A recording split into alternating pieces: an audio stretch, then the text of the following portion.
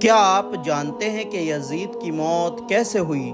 تو یزید جو کہ حضرت امیر معاویہ کا بیٹا تھا، جو کہ حضرت امیر معاویہ کی وفات کے بعد زبردستی خلیفہ بن گیا، کیونکہ یہ اس خلافت کے لائق نہیں تھا۔ یہ ایک شرابی تھا، عیاش تھا، زنا کا بہت بڑا شوقین تھا، بہت سے بے گناہوں کا قاتل تھا۔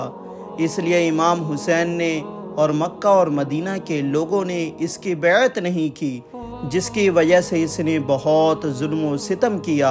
امام حسین اور اہل بیت اطہار پر ظلم کیا، ان کو قتل کروایا، مکہ اور مدینہ پر حملہ کر کے ہزاروں لوگوں اور صحابہ کرام کو قتل کروایا، یہاں تک کہ خانہ کعبہ کو جلا دیا اور خانہ کعبہ کو توڑ ڈالا۔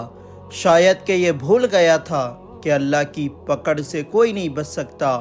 اس کی ایسی موت ہوئی جو کہ دنیا کے لیے عبرت بن گئی۔ اسے بہت سخت بیماری ہو گئی۔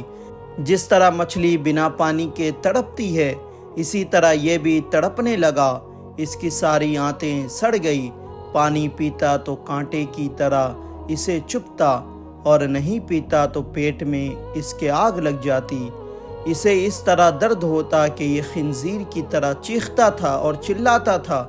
جب اسے یقین ہو گیا کہ میری موت اب قریب ہے، تو اس نے اپنے بیٹے کو بلایا اور کہا کہ میں تمہیں اپنا جانشین مقرر کرنا چاہتا ہوں، میرے بعد تم بادشاہ بنو گے۔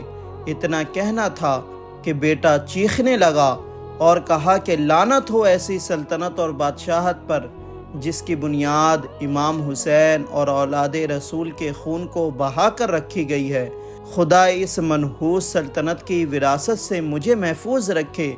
یزید اپنے بیٹے سے یہ سن کر تڑپ گیا، غم اور تکلیف سے اپنا پاؤں پٹکنے لگا، اور دوسری طرف اسے عذاب الہی کی مار تھی کہ ہر وقت درد اور تکلیف سے تڑپتا رہتا تھا، اور بیٹے کا یہ سن کر غم میں ہمیشہ پڑا رہتا تھا، اور اسی درد اور تکلیف میں تڑپ تڑپ کر مر گیا، اور اس ملعون یزید کی موت ہو گئی، جس پر اللہ کی بے شمار لعنت ہو۔ قتل حسین اصل میں مرغ یزید ہے، اسلام زندہ ہوتا ہے ہر کربلا کے بعد۔